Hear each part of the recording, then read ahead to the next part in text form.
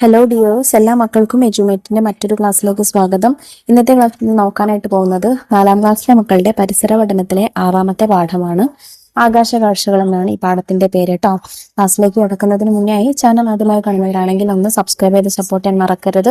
അതുപോലെ വീഡിയോ നിങ്ങളുടെ കൂട്ടുകാരിലേക്ക് ഒന്ന് ഷെയർ ചെയ്ത് കൊടുക്കുകയും വേണേ. നിങ്ങൾക്ക് ആവശ്യമുള്ള 4ാം ക്ലാസ്സിലെ മറ്റു വിഷയങ്ങളുടെ വീഡിയോസ് ഒക്കെ നമ്മുടെ ചാനലിൽ നോക്കിയാൽ നിങ്ങൾക്ക് ലഭിക്കുന്നതാണ് കേട്ടോ. അപ്പൊ ശരി, നമുക്ക് നേരെ ക്ലാസ്സിലേക്ക് കിടക്കാം. നോക്കൂ മക്കളെ, നമുക്കവിടെ ഒരു 4 വരി കവിത വന്നിട്ടുണ്ട്. കടലിനപ്പുറം എങ്ങോ പോയി സൂര്യൻ താണു മറയുമ്പോൾ മാനത്തമ്പിളി പൂത്തുവിടർന്നു ചുറ്റും താരകൾ മിന്നുന്നു. എന്താ പറഞ്ഞിട്ടുള്ളത്? കടലിന്റെ അപ്പുറത്തെങ്ങോ സൂര്യന് പോയി മറയുന്ന സമയത്ത്, താഴ്ന്നു മറയുന്ന സമയത്ത് എന്താ ഉണ്ടാവുന്നത്? രാത്രിയാവുകയാണല്ലേ. രാത്രിയാകുമ്പോഴല്ലേ സൂര്യൻ പോകുന്നത്. ആ സമയത്ത് മാനത്ത്, ആകാശത്ത് അമ്പിളി പൂത്തുവിടരുന്നു, ചന്ദ്രൻ ഉദിക്കുന്നു, അതുപോലെ താരകങ്ങളും വരുന്നു, നക്ഷത്രങ്ങളും വരുന്നു. നിങ്ങൾ രാത്രിയിൽ ആകാശം നിരീക്ഷിച്ചിട്ടുണ്ടോ? ഉണ്ടെങ്കിൽ ഉണ്ടെന്ന് എഴുതുക, ഇല്ലെങ്കിൽ ഇല്ല എന്ന് എഴുതുക.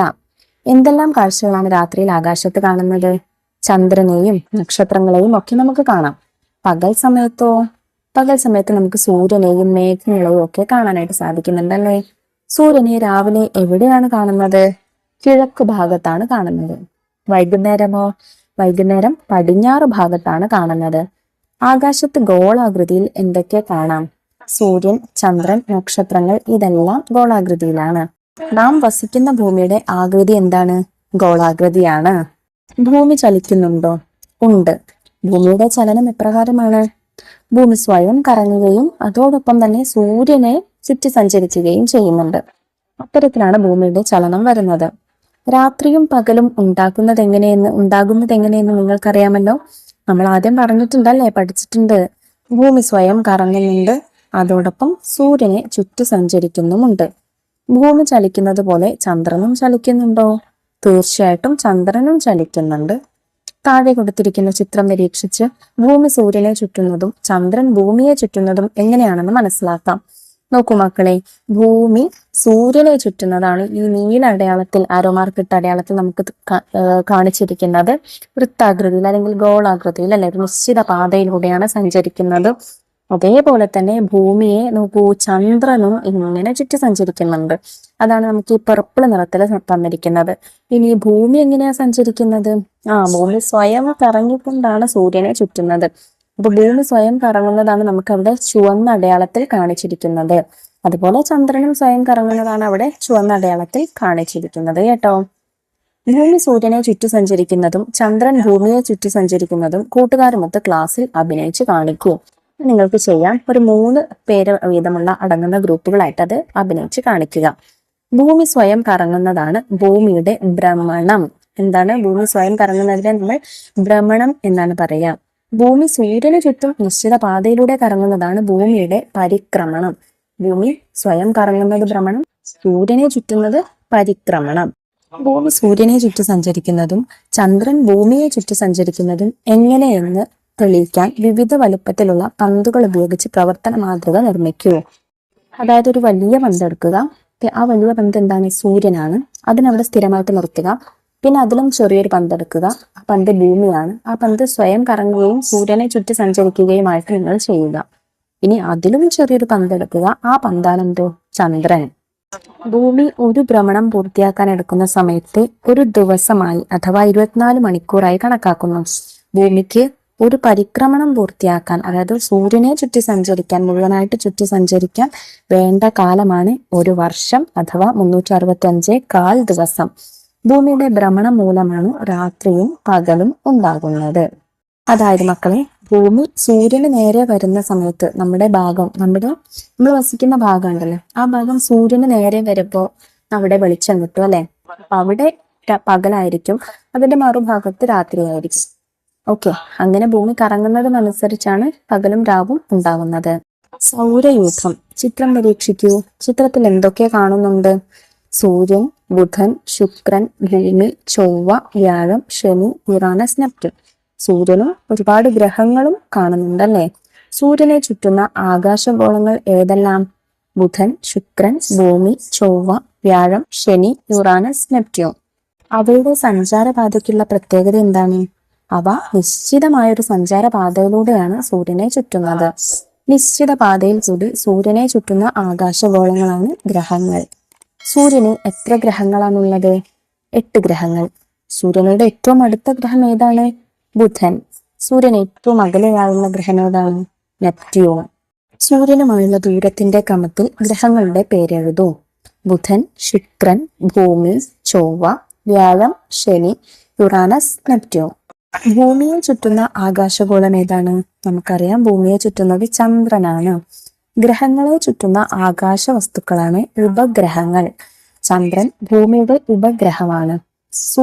സൂര്യനെ ചുറ്റുന്ന ഗ്രഹങ്ങളും അവയുടെ ഉപഗ്രഹങ്ങളും മറ്റനേകം ആകാശ വസ്തുക്കളും ചേർന്നതാണ് സൗരയൂഥം. നമുക്ക് സൗരയൂഥത്തിലേക്ക് ഒരു യാത്ര പോയാലോ? എന്തൊക്കെ കാഴ്ചകൾ കാണാൻ കഴിയും? സൂര്യനെ ചുറ്റുന്ന ഗ്രഹങ്ങൾ, ഗ്രഹങ്ങളെ ചുറ്റുന്ന ഉപഗ്രഹങ്ങൾ, അതുപോലെ മറ്റ് ആകാശഗോളങ്ങൾ. സ്റ്റെലേറിയം ആപ്പ് ഉപയോഗിച്ച് ആകാശ കാഴ്ചകൾ കാണാൻ കാഴ്ചയുടെ കുറിപ്പുകൾ എന്റെ പരിസര പഠന പുസ്തകത്തിൽ എഴുതൂ. അപ്പൊ നിങ്ങൾക്ക് ടീച്ചർ IT ലാബിൽ പോയിട്ട് കാണിച്ചു തരും. എന്നിട്ട് നിങ്ങൾ എന്തൊക്കെയാണോ കണ്ടത് അത് എഴുതുക. ചന്ദ്രൻ ഭൂമിയുടെ ഉപഗ്രഹം. ചന്ദ്രനെ ആകാശത്ത് കാണാറുണ്ടല്ലോ. എല്ലാ ദിവസവും ഒരേ ആകൃതിയിലല്ലല്ലോ കാണുന്നത്. അതിന്റെ കാരണം എന്തായിരിക്കും? നമുക്കൊരു പരീക്ഷണം ചെയ്തു നോക്കാം. അതിനാവശ്യമുള്ള സാമഗ്രികൾ: ചതുരാകൃതിയിൽ വശങ്ങളുള്ള ഒരു കാർഡ്ബോർഡ് പെട്ടി, പന്ത് അല്ലെങ്കിൽ നാരങ്ങ, ടോർച്ച് അല്ലെങ്കിൽ കണ്ണാടി, പിന്നെ നൂല്. ഇനി എങ്ങനെയാ ചെയ്യേണ്ടത്? പ്രവർത്തനക്രമം: ഒരു സമചതുര പെട്ടിയുടെ 4 വശങ്ങളുടെയും മധ്യഭാഗത്ത് 3 സെന്റിമീറ്റർ വീതം വലുപ്പമുള്ള 3 ദ്വാരങ്ങൾ ഉണ്ടാക്കുക. പെട്ടിയുടെ മധ്യഭാഗത്ത് വരത്തക്ക വിധം ഏകദേശം 3 സെന്റിമീറ്റർ വലുപ്പമുള്ള പന്തോ നാരങ്ങയോ കെട്ടിത്തൂക്കുക. പെട്ടിയുടെ ഏതെങ്കിലും ഒരു ദ്വാരത്തിലൂടെ പന്തിലേക്ക് ടോർച്ചോ കണ്ണാടിയോ ഉപയോഗിച്ച് പ്രകാശം പതിപ്പിക്കുക. മറ്റു ദ്വാരങ്ങളിലൂടെ നിരീക്ഷിക്കൂ. നമുക്ക് ആ പരീക്ഷണത്തിന്റെ ചിത്രീകരണം ഇവിടെ തന്നിട്ടുണ്ട്. കണ്ട കാഴ്ചകൾ ചിത്രീകരിക്കണം. അപ്പൊ നിങ്ങൾ ഓരോ ദിവസം നിങ്ങൾക്ക് എന്തൊക്കെ കാണാനായിട്ട് സാധിക്കുന്നുണ്ട് എന്ന് നോക്കുക. ഒന്നാമത്തെ ദിവസം നമുക്കൊന്നും കാണാൻ കഴിയില്ല. പിന്നെയുള്ള ദിവസങ്ങളാകുമ്പോൾ നമുക്ക് കുറച്ച് പന്തിന്റെ അതിന് നാരങ്ങയുടെ കുറച്ച് ഭാഗങ്ങൾ കാണാനായിട്ട് സാധിക്കും. 12ാമത്തെ ദിവസം നോക്കുമ്പോൾ നമുക്കത് മുഴുവനായിട്ടും കാണാനായിട്ട് സാധിക്കും. അത് 12ാമത്തെ ദിവസമല്ല, 12ാമത്തെ ദ്വാരത്തിലൂടെ നമുക്ക് മുഴുവനായിട്ട് കാണാനായിട്ട് സാധിക്കും. പരീക്ഷണക്കുറിപ്പ് നിങ്ങൾക്ക് പരിസര പഠന പുസ്തകത്തിൽ എഴുതാം. അത് നിങ്ങൾ പരീക്ഷണം ചെയ്ത ശേഷം എഴുതുക. ചന്ദ്രനെ പൂർണ്ണമായും കാണുന്നത് ഏത് ദ്വാരത്തിലൂടെ നോക്കുമ്പോഴാണ്? 12ലൂടെ നോക്കുമ്പോഴാണ്. ചന്ദ്രനെ ഒട്ടും കാണാത്തതോ? 1ലൂടെ നോക്കുമ്പോഴാണ്. ചിത്രം നിരീക്ഷിക്കൂ. നോക്കൂ മക്കളെ, നമുക്ക് ഭൂമിയുടെ ചിത്രമാണ് തന്നിട്ടുള്ളത്. ഭൂമി, അതിന് ചുറ്റുമുള്ള ഈ ചിത്രം എന്താണ്? ചന്ദ്രന്റെ ചിത്രമാണ് കേട്ടോ. അപ്പോ ചന്ദ്രനെ നമുക്ക് പല രൂപത്തില് അല്ലെങ്കിൽ പല ചന്ദ്രന്റെ പല വലുപ്പങ്ങളിലായിട്ടാണ് നമുക്ക് കാണാനായിട്ട് സാധിക്കുന്നത്. ആ ഒരു ചിത്രീകരണമാണ് തന്നിട്ടുള്ളത്. പൂർണ്ണ ചന്ദ്രനെ കാണാൻ പറ്റുന്നുണ്ട്. തീരെ ചന്ദ്രനെ കാണാൻ പറ്റാത്ത ദിവസങ്ങളുണ്ട്. നോക്കൂ, നമുക്ക് തീരെ ചന്ദ്രനെ കാണാൻ പറ്റാത്ത ഒരു ദിവസത്തിന് ശേഷം പിന്നീട് നമുക്ക് ചന്ദ്രനെ ഒരു കുറച്ച് കാണാം. പിന്നെ ഉള്ളത് നമുക്ക് അതിലേറെ കുറച്ചുകൂടെ കാണാം, പിന്നെ കുറച്ചുകൂടെ കാണാം, പിന്നെ നമുക്ക് പൂർണ്ണചന്ദ്രനായിട്ട് കാണാം. തിരിച്ചും അതുപോലെ തന്നെ പൂർണ്ണചന്ദ്രനിൽ നിന്ന് ചന്ദ്രന്റെ കുറച്ച് ഭാഗങ്ങൾ മാത്രം കാണാൻ പറ്റാത്ത രീതിക്ക് കാണാം. പകുതി ചന്ദ്രനെ കാണാൻ പറ്റുന്ന രീതിക്ക്, പിന്നെ വളരെ ഒരു കാൽഭാഗം കാണാൻ പറ്റുന്ന രീതിക്ക്, പിന്നെ വീണ്ടും ചന്ദ്രനെ കാണാൻ പറ്റാത്ത രീതിക്ക്. ഇതാണ് ഓരോ മാസങ്ങളിലായിട്ട് നമുക്ക് റിപ്പീറ്റ് ചെയ്ത് വരുന്നത്. ഭൂമിയിൽ നിന്ന് നോക്കിയാൽ ചന്ദ്രന്റെ പ്രകാശിത ഭാഗം പൂർണ്ണമായി കാണുവാൻ കഴിയുന്ന ദിവസമാണ് പൗർണമി. അതായത് ചന്ദ്രനെ പൂർണ്ണമായിട്ട് നമുക്ക് കാണാൻ കഴിയുന്ന ദിവസമാണ് പൗർണമി. പൗർണമി ദിനത്തിൽ സൂര്യൻ, ഭൂമി, ചന്ദ്രൻ എന്നിവയുടെ സ്ഥാനക്രമം എങ്ങനെയെന്ന് നോക്കാം. നോക്കൂ, സൂര്യന് നടുവിലായി ഭൂമിയുടെ നേരെ ചന്ദ്രൻ. അതായത് ഇത് മൂന്നും നേർരേഖയിൽ വരുന്നു. സൂര്യൻ, ഭൂമി, ചന്ദ്രൻ ഈ മൂന്നും നേർരേഖയിൽ വരുന്നു. അപ്പൊ ഭൂമിയിൽ നിന്ന് നമുക്ക് എന്ത് ചെയ്യാം? നേരെ ചന്ദ്രന്റെ ഭാഗം കാണാം. സൂര്യനും ചന്ദ്രനും ഇടയിലായി ഭൂമി വരുമ്പോൾ ചന്ദ്രനിൽ പ്രകാശം പതിക്കുന്ന ഭാഗം ഭൂമിക്ക് അഭിമുഖമാണ്. അതായത് സൂര്യനിൽ നിന്ന് ലഭിക്കുന്ന പ്രകാശം ചന്ദ്രനിലേക്ക് നേരിട്ടെത്തുന്നുണ്ട്. അപ്പോൾ ആ ഭാഗം ഭൂമിക്ക് നേരെ അഭിമുഖമാണ്, നേരെയാണ്. അതുകൊണ്ടാണ് നമുക്ക് പൂർണ്ണചന്ദ്രനെ കാണാനായിട്ട് പറ്റുന്നത്. ഇനി അടുത്ത ചിത്രം നിരീക്ഷിക്കൂ. സൂര്യന് ശേഷം വരുന്നത് ചന്ദ്രൻ. അതായത് ചന്ദ്രൻ ഭൂമിയെ കറങ്ങി വരികയാണ്. അപ്പൊ സൂര്യന്റെ നേരെ എത്തി. പിന്നെ ചന്ദ്രൻ കഴിഞ്ഞിട്ട് ഭൂമി. അതായത് സൂര്യനും ഭൂമിക്കും ഇടയിലായിട്ട് ചന്ദ്രൻ വന്നു. സൂര്യനും ഭൂമിക്കും ഇടയിലായി ചന്ദ്രൻ വരുന്ന സമയത്ത് ചന്ദ്രന്റെ പ്രകാശം നേരെ പതിക്കുന്ന ഭാഗം കണ്ടോ? ഈ ഭാഗത്തിന്റെ ഓപ്പോസിറ്റ് ആണ്, അല്ലെങ്കിൽ പ്രകാശം പതിക്കാത്ത ഭാഗത്താണ് ഭൂമി വരുന്നത്, അല്ലെ? അപ്പോൾ ആ ദിവസം നമുക്ക് ചന്ദ്രനെ കാണാനായിട്ട് സാധിക്കില്ല.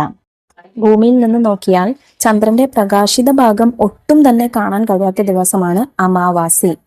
ചന്ദ്രനെ പൂർണ്ണമായി കാണുന്ന രാത്രികളും തീരെ കാണാൻ സാധിക്കാത്ത രാത്രികളും ഉണ്ടാകാം. എന്തായിരിക്കും കാരണം എന്ന് കണ്ടെത്തി എന്റെ പരിസര പഠന പുസ്തകത്തിൽ എഴുതും. ഭൂമിയും ചന്ദ്രനും കറങ്ങുന്നത് കൊണ്ട് അല്ലെങ്കിൽ ഭ്രമണവും പരിക്രമണവും നടക്കുന്നത് കൊണ്ടാണ് എന്താണ് ചന്ദ്രനെയും സൂര്യനെയും ചന്ദ്രനെ മുഴുവനായിട്ട് കാണുന്ന ദിവസങ്ങളും തീരെ കാണാത്ത ദിവസങ്ങളും ഉണ്ടാവുന്നത്. ചന്ദ്രൻ ഭൂമിയെ ചുറ്റി സഞ്ചരിക്കുന്നത് കൊണ്ട് എന്താകുന്നു, ചന്ദ്രനും സൂര്യന്റെയും ഭൂമിയുടെയും കഴിഞ്ഞിട്ട് ചന്ദ്രൻ വരുമ്പോൾ, അതായത് സൂര്യനും ചന്ദ്രനും നടുവിലായിട്ട് ഭൂമി വരുന്ന ദിവസങ്ങളിൽ ചന്ദ്രന്റെ പ്രകാശത ഭാഗം ഭൂമിക്ക് നേരെ അഭിമുഖമാവുകയും ആ ഭാഗം അതുകൊണ്ട് ചന്ദ്രനെ കാണാൻ സാധിക്കുകയും ചെയ്യുന്നു. എന്നാൽ വീണ്ടും ചന്ദ്രൻ ഭൂമിയെ കറങ്ങുന്ന സമയത്ത് സൂര്യന് നേരെ ചന്ദ്രൻ വരികയും ഭൂമിയുടെയും ചന്ദ്രന്റെയും ഇടയിലായിട്ട് ചന്ദ്രൻ വരികയും ചന്ദ്രന്റെ പ്രകാശിത ഭാഗം ഭൂമിക്ക് നേരെ എതിരാവുകയും ചെയ്യുന്നു. അപ്പോൾ ഭൂമിയിൽ നിന്ന് നോക്കുമ്പോൾ ചന്ദ്രനെ കാണാത്ത ദിവസമായിട്ട് മാറുന്നു. അമാവാസി മുതൽ പൗർണമി വരെ ചന്ദ്രനെ നിരീക്ഷിക്കൂ. എല്ലാ ദിവസവും ഒരേ സമയത്ത് നിരീക്ഷിക്കാൻ ശ്രമിക്കണം. ഓരോ രാത്രിയിലും കാണുന്ന ചന്ദ്രന്റെ ചിത്രവും വരയ്ക്കൂ. അപ്പൊ 1-ാം ദിവസം, 4-ാം ദിവസം, 7-ാം ദിവസം, 10-ാം ദിവസം അങ്ങനെ നിരീക്ഷിച്ച സമയം എഴുതണം. ഒരേ സമയത്ത് തന്നെ നിരീക്ഷിക്കാൻ പ്രത്യേകം ശ്രദ്ധിക്കുക കേട്ടോ. രാത്രി ഒരു 8 മണിക്ക് അല്ലെങ്കിൽ രാത്രി ഒരു 8:30-ക്കൊക്കെ നിരീക്ഷിക്കാൻ നിങ്ങൾക്ക് നല്ല കൺവീനിയന്റ് ആയിട്ടുള്ള സമയമാണുള്ളത്. എന്നിട്ട് ചന്ദ്രന്റെ രൂപം എങ്ങനെയാണ് അതും വരച്ചു ചേർക്കുക. ഇനി നിങ്ങൾക്ക് ചന്ദ്രനെ കാണാൻ പറ്റാത്ത അങ്ങനെയുള്ള ഒരു അവസരമാണെങ്കിൽ എന്ത് ചെയ്യുക, അങ്ങനത്തെ ഒരു സാഹചര്യമാണെങ്കിൽ നിങ്ങൾക്ക് എന്ത് ചെയ്യുക, സ്റ്റെലേറിയം ആപ്പ് ഉപയോഗിച്ചും ചന്ദ്രനെ നിരീക്ഷിക്കാവുന്നതാണ്. ചന്ദ്രനിലേക്ക് ചിത്രങ്ങൾ നിരീക്ഷിക്കൂ. നമുക്കവിടെ ചന്ദ്രനിലേക്ക് പോകുന്ന ബഹിരാകാശ യാത്രികന്റെ ചിത്രം കാണാം. അതുപോലെ ചന്ദ്രനിൽ എങ്ങനെയാണ്, അവിടുത്തെ ഉപരിതലം എങ്ങനെയാണ്, കുണ്ടും കുഴികളൊക്കെ നിറഞ്ഞതാണല്ലേ, അത് കാണാം. അതുപോലെ സാറ്റലൈറ്റ് അവിടെ വച്ചിരിക്കുന്നത് കാണാം. ഇതൊക്കെ നമുക്ക് ഈ ചിത്രങ്ങളിൽ കാണാം. ചിത്രങ്ങളെ അടിസ്ഥാനമാക്കിയുള്ള വിവരങ്ങൾ ശേഖരിച്ച് ക്ലാസ്സിൽ ചർച്ച ചെയ്യൂ. നിങ്ങളുടെ സ്കൂളിൽ ചാന്ദ്രദിനം ആഘോഷിക്കാറില്ലേ? ചാന്ദ്രദിനവുമായി ബന്ധപ്പെട്ട് എന്തെല്ലാം പ്രവർത്തനങ്ങളാണ് നിങ്ങളുടെ സ്കൂളിൽ നടത്തിയത്? ക്വിസ് മത്സരങ്ങൾ ഉണ്ടാവും, അതുപോലെ കൊളാഷ് മത്സരം ഉണ്ടാവും, പിന്നെയോ പതിപ്പ് മത്സരം ഉണ്ടാവും അല്ലെ. ഈ മത്സരങ്ങളൊക്കെ നടത്താറുണ്ട്. വിവരങ്ങൾ ശേഖരിച്ച് പതിപ്പ് തയ്യാറാക്കൂ. പതിപ്പ് നിങ്ങൾക്ക് തയ്യാറാക്കാം. ഇനി അടുത്ത പൗർണമി രാവിൽ ചന്ദ്രനെ ഒന്ന് നിരീക്ഷിച്ചാലോ? ബൈനോക്കുലർ ഉപയോഗിച്ച് കൂടി നിരീക്ഷിക്കണേ. നിരീക്ഷിച്ച വിവരങ്ങൾ എന്റെ പരിസര പഠന പുസ്തകത്തിൽ രേഖപ്പെടുത്തും. അപ്പൊ ബൈനോക്കുലർ ഉപയോഗിച്ച് നിങ്ങൾ പൗർണമി എന്ന് വെച്ചാൽ എന്താണ്, പൂർണ്ണ ചന്ദ്രനെ കാണുന്ന ദിവസം അല്ലോ, നിരീക്ഷിക്കുക. എന്നിട്ട് എന്താണ് നിങ്ങൾക്ക് കാണാൻ പറ്റുന്നത് അത് എഴുതുക. മനുഷ്യൻ കാലുകുത്തിയ ഏക ആകാശഗോളമാണ് ചന്ദ്രൻ. ചന്ദ്രനിൽ ധാരാളം കുന്നുകളും കുഴികളും ഉള്ളതായി കണ്ടെത്തിയിട്ടുണ്ട്. ചന്ദ്രനിലെ രഹസ്യങ്ങൾ കൂടുതൽ അറിയാനുള്ള ശ്രമങ്ങൾ ഇന്നും മനുഷ്യൻ നടത്തിവരുന്നു. ചന്ദ്രനെ കുറിച്ചുള്ള ശാസ്ത്രീയ പഠനമാണ് സെലനോളജി. ചന്ദ്രന്റെ ഉപരിതലത്തെക്കുറിച്ചും ഭൗതിക സവിശേഷതകളെ കുറിച്ചുമുള്ള പഠനമാണ് സെലനോഗ്രാഫി. കലണ്ടർ എന്തിനാണ് ഉപയോഗിക്കുന്നത്? നമുക്കറിയാം, ദിവസങ്ങളും മാസങ്ങളും ഒക്കെ അറിയാൻ വേണ്ടിയിട്ട്. പിന്നെ അത് മാത്രമല്ല, വേറെയും ചില ഉപകാരങ്ങളൊക്കെ കലണ്ടറിനെ കൊണ്ടുണ്ട്. നോക്കാം. നിങ്ങളുടെ ക്ലാസ്സിലെ കലണ്ടർ പരിശോധിച്ച് ഇംഗ്ലീഷ് മാസങ്ങളുടെ പേരെഴുതൂ. നമുക്കറിയാം, January, February, March, April, May, June, July, August, September, October, November, December. ഇന്നത്തെ ദിവസം ഏത് ഇംഗ്ലീഷ് മാസത്തിലാണ്? ഇത് ഡിസംബർ മാസമാണ് അല്ലേ. അപ്പൊ നിങ്ങൾ ഏത് മാസമാണോ നിങ്ങൾക്ക് ഈ ക്ലാസ് കാണുന്നത് ആ മാസം എഴുതി കൊടുക്കുക. ഇംഗ്ലീഷ് മാസങ്ങളെ പോലെ മലയാള മാസങ്ങളും ഉണ്ടെന്നറിയാമല്ലോ. മലയാള മാസങ്ങളെ ഉൾപ്പെടുത്തി നമുക്കൊരു പാട്ട് പാടിയാലോ? മാസങ്ങളും മഴയും. ചിന്നി ചിന്നി ചിങ്ങമഴ, മിന്നി മിനുങ്ങി കന്നിമഴ, തൂക്കം നോക്കി തുലാമഴ, വൃശ്ചികമായാൽ കുളിരുമഴ, ധനുമകരത്തിൽ മഞ്ഞുമഴ, കുംഭം മീനം ആവിമഴ, മേടം നേടി പുതിയ മഴ, പുതുവർഷത്തിൽ ഹർഷമഴ, ഇടിപൊടി ഇടിപൊടി ഇടവമഴ, ദിമിദിമി തദ്ധിമി മിഥുനമഴ, തക്കിട തരികിട കർക്കിടകം, തിരിമുറിയാത്തൊരു വികൃതി മഴ. ഏതൊക്കെ മാസങ്ങളാണ് ഈ മഴപ്പാട്ടിൽ സൂചിപ്പിച്ചിരിക്കുന്നത്? ചിങ്ങം, കന്നി, തുലാം, വൃശ്ചികം, ധനു, മകരം, കുംഭം, മീനം, മേടം, ഇടവം, മിഥുനം, കർക്കിടകം. ഇവ കൊല്ലവർഷ മാസങ്ങളാണ്, അഥവാ മലയാള മാസങ്ങൾ എന്നും ഇവ അറിയപ്പെടുന്നു. മലയാള മാസങ്ങളുടെ പേരുകൾ കലണ്ടർ നോക്കി എഴുതൂ.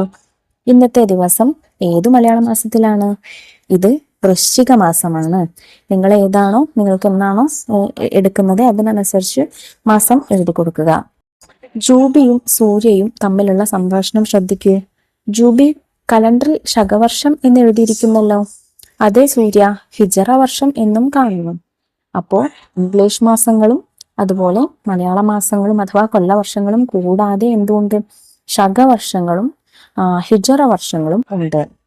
ജൂബിയുടെയും സൂര്യയുടെയും സംശയ നിവാരണത്തിനായി നമുക്ക് 2025 നവംബർ മാസത്തിലെ കലണ്ടറിലെ ഒരു കോളം നിരീക്ഷിക്കാം. നവംബർ 24-ലെ കലണ്ടറാണ് ഇത്. മുകളിൽ നൽകിയിരിക്കുന്ന കോളത്തിലെ തീയതി ഏതാണ്? നോക്കൂ, ഇതിൽ 3, 2, 24, 8 അങ്ങനെ 4 ദിവസങ്ങളുണ്ട്. നമ്മൾ സാധാരണ ഇംഗ്ലീഷ് തീയതിയാണ് പറയാറ്, അതുകൊണ്ട് 24. മറ്റ് സംഖ്യകൾ ഏതൊക്കെയാണ്? അവ എന്തിനെ സൂചിപ്പിക്കുന്നു? അപ്പോൾ 24 ഇംഗ്ലീഷ് കലണ്ടർ പ്രകാരം അഥവാ ഗ്രിഗോറിയൻ കലണ്ടർ പ്രകാരമുള്ളതാണ് 2025 നവംബർ 24. പിന്നെ 8 എന്ന് എഴുതിയിരിക്കുന്നത് താഴെ കണ്ടോ, അത് കൊല്ലവർഷം അഥവാ മലയാള മാസമാണ്, 1201 വൃശ്ചികം. ഇനി 3 മുകളിൽ എഴുതിയിരിക്കുന്നത് 3, അത് ശകവർഷമാണ്, 1947 വർഷം, അഗ്രഹായനം. ഇനി 2 എന്ന് എഴുതിയത് ഹിജറ വർഷമാണ്, 1447 ജമാദിൽ ആഹിർ. ഇംഗ്ലീഷ് കലണ്ടറിലെ ഒരു കോളത്തിൽ വലിപ്പം കുറഞ്ഞ അക്കങ്ങളിലായി കൊല്ലവർഷം, ശകവർഷം, ഹിജറ വർഷം തുടങ്ങിയ കലണ്ടർ പ്രകാരമുള്ള തീയതികളും രേഖപ്പെടുത്താറുണ്ട്. അതാണ് നമ്മളിപ്പോ കണ്ട മറ്റു ചെറിയ സംഖ്യകൾ. ഇനി നമുക്ക് ഇവിടെ ഒരു പ്രവർത്തനം തന്നിട്ടുണ്ട്. കലണ്ടറിൽ ഇന്നത്തെ തീയതി നിരീക്ഷിച്ച് പട്ടിക പൂർത്തിയാക്കൂ. അപ്പോൾ ഞാൻ ഡിസംബർ 4 ഇന്നത്തെ ദിവസമാണ് എടുക്കുന്നത്. നോക്കൂ, ഗ്രിഗോറിയൻ വർഷം അതായത് ഇംഗ്ലീഷ് വർഷം 2025 വർഷം, മാസം ഡിസംബർ, ദിവസം 4.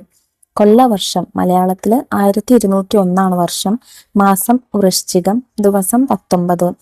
ഇനി ശകവർഷത്തിൽ വർഷം 1047, മാർഗശീർഷയാണ് മാസം, ദിവസം 13. ഹിജറ വർഷം 1447 ജമാദുൽ ആഹിറാണ് മാസം, ദിവസം 13. ശരിയോ തെറ്റോ എന്ന് അടയാളമിട്ട് രേഖപ്പെടുത്തുക. 1, ഓരോ കലണ്ടറിലും വിവിധ പേരുകളിലുള്ള മാസങ്ങളുണ്ട്. ശരിയാണല്ലോ. ഗ്രിഗോറിയൻ മാസം, അതുപോലെ ഹിജറ മാസമുണ്ട്, പിന്നെ ശകവർഷത്തിലുണ്ട്, മലയാള മാസം ഒക്കെ ഉണ്ടല്ലേ. 2, കൊല്ലവർഷത്തിലും ഗ്രിഗോറിയൻ വർഷത്തിലും മാസങ്ങളുടെ എണ്ണം വ്യത്യസ്തമാണ്. അത് തെറ്റാണ്. രണ്ടിലും 12 മാസങ്ങളാണല്ലേ ഉള്ളത്. 3, കൊല്ലവർഷത്തിന്റെ മറ്റൊരു പേരാണ് ശകവർഷം. അത് തെറ്റാണ്. കൊല്ലവർഷത്തിന്റെ മറ്റൊരു പേര് മലയാള വർഷം എന്നാണ്. 4, ഇംഗ്ലീഷ് കലണ്ടറിനെ ഗ്രിഗോറിയൻ കലണ്ടർ എന്ന് വിളിക്കാറുണ്ട്. ശരിയാണ്. മലയാള മാസങ്ങൾ കൊല്ലവർഷത്തിലുള്ളതാണ്. അതും ശരിയാണ്. ഈ വർഷത്തെ കലണ്ടർ നിരീക്ഷിച്ച് ഇംഗ്ലീഷ് മാസങ്ങളിലും മലയാള മാസങ്ങളിലും വരുന്ന ദിവസങ്ങളുടെ എണ്ണം കണ്ടെത്തി താഴെ കൊടുത്തിരിക്കുന്ന പട്ടിക പൂർത്തിയാക്കൂ. നോക്കൂ മക്കളെ, നമുക്കിവിടെ ഇംഗ്ലീഷ് കലണ്ടറിൽ കൊല്ലവർഷം കലണ്ടർ, പിന്നെ അതിലെ മാസങ്ങൾ ഓരോന്നും അവിടെ എത്ര ദിവസങ്ങളുണ്ടെന്നും എഴുതാനാണ് തന്നിട്ടുള്ളത്. ആദ്യത്തേത് ഇംഗ്ലീഷ് കലണ്ടർ നോക്കാം. ജനുവരി 31, ഫെബ്രുവരി 28, March 31, April 30, May 31, June 30, July 31, August 31, September 30, October 31, November 30, December 31. ഇനി മലയാള മാസങ്ങൾ നോക്കാം. ചിങ്ങം 31, കന്നി 31, തുലാം 30, വൃശ്ചികം 30, ധനു 29, മകരം 30, കുംഭം 30, മീനം 31, മേടം 31, ഇടവം 31, മിഥുനം 32, കർക്കിടകം 31. പൂർത്തിയാക്കിയ പട്ടികയെ അടിസ്ഥാനമാക്കി ചോദ്യങ്ങൾ തയ്യാറാക്കാം. കൊല്ലവർഷം ഏത് മാസത്തിൽ ആരംഭിക്കുന്നു? ചിങ്ങം. ഏറ്റവും കുറവ് ദിവസങ്ങളുള്ള ഇംഗ്ലീഷ് മാസം ഏത്? ഫെബ്രുവരി. തുല്യ ദിവസങ്ങളുള്ള ഇംഗ്ലീഷ് മാസങ്ങളും കൊല്ലവർഷ മാസങ്ങളും ഏതൊക്കെ? ജനുവരി ചിങ്ങം 31, ജൂണ് മകരം 30, ഒക്ടോബർ ഇടവം 31, ഡിസംബർ കർക്കിടകം 31. ഇനി വേറെയും ചോദ്യങ്ങൾ മക്കൾക്ക് ഉണ്ടാക്കാം. ഇപ്പോൾ 31 ദിവസങ്ങളുള്ള ഇംഗ്ലീഷ് മാസങ്ങൾ ഏതൊക്കെ? 30 ദിവസങ്ങളുള്ള ഇംഗ്ലീഷ് മാസങ്ങൾ ഏതൊക്കെ? 31 ദിവസങ്ങളുള്ള കൊല്ലവർഷ മാസങ്ങൾ ഏതൊക്കെ? 32 ദിവസമുള്ള ഒരു കൊല്ലവർഷ മാസം ഏത്? 30 ദിവസങ്ങൾ മാത്രമുള്ള കൊല്ലവർഷ മാസങ്ങൾ ഏതൊക്കെ? ഇത്തരത്തിലൊക്കെ ചോദ്യങ്ങൾ ഉണ്ടാക്കാം. എന്നിട്ട് ഗ്രൂപ്പ് അടിസ്ഥാനത്തിൽ ഒരു ചോദ്യോത്തര പയറ്റ് നടത്താം. ഇനി നമുക്ക് വിലയിരുത്താൻ ചോദ്യങ്ങൾ നോക്കാം. താഴെ പറയുന്നവയിൽ ശരിയായ ആശയങ്ങളെ വരച്ചു യോജിപ്പിക്കൂ. ഭൂമിയുടെ ഉപഗ്രഹം ചന്ദ്രനാണ്. നവംബർ 30 ദിവസമാണുള്ളത്. സൗരയൂഥത്തിലെ ഗ്രഹങ്ങൾ 8. ഭൂമിയുടെ ഭ്രമണം 24 മണിക്കൂറാണ്. ഒരു വർഷം 365 ദിവസമാണ്. സൗരയൂഥത്തിലെ ഏറ്റവും വലിയ ഗ്രഹം വ്യാഴമാണ്. ചോദ്യം 2, പദപ്രശ്നം പൂർത്തിയാക്കൂ. പുതിയ പദപ്രശ്നങ്ങൾ നിർമ്മിക്കൂ. അപ്പൊ ഇതാണ് പദപ്രശ്നത്തിൻ്റെത്. നമുക്ക് ചോദ്യങ്ങൾ നോക്കാം. ആദ്യം താഴോട്ടാണ്. 1, ചന്ദ്രനെ തീരെ കാണാൻ കഴിയാത്ത ദിവസം അമാവാസി. 2, ഭൂമിയുടെ ഏറ്റവും അടുത്ത ഗ്രഹം ശുക്രൻ. 3, ആകാശഗോളങ്ങളുടെ സ്വയം കറക്കം ഭ്രമണം. 4, നിശ്ചിത പാതയിൽ കൂടി സൂര്യനെ ചുറ്റുന്ന ആകാശഗോളത്തെ പറയുന്ന പേര് ഗ്രഹം. 6, നാം വസിക്കുന്ന ഗ്രഹം ഭൂമി. 7 വിഷു ആഘോഷിക്കുന്നത് ഈ മലയാള മാസത്തിലാണ്. മേടം. 8 കൊല്ലവർഷത്തിലെ ഒരു മാസം, 3 അക്ഷരമുള്ളൂ, മകരം. 9 കേരളത്തിൽ സ്കൂൾ തുറക്കുന്ന മാസം, ജൂൺ.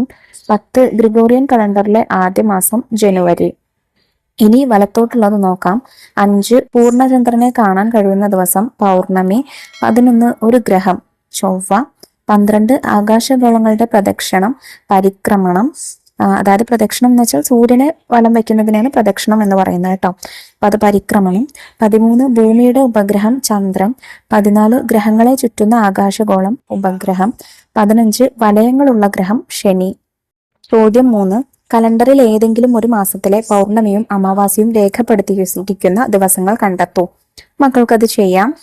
2025 പൗർണമി വരുന്നത്, അതായത് പൂർണ്ണചന്ദ്രന്റെ ദിവസം വരുന്നത് ജനുവരി 13, ഫെബ്രുവരി 12, March 14, April 12, May 12, June 11, July 10, August 9, September 7, October 6, November 5, December 4 എന്നീ ദിവസങ്ങളാണ്.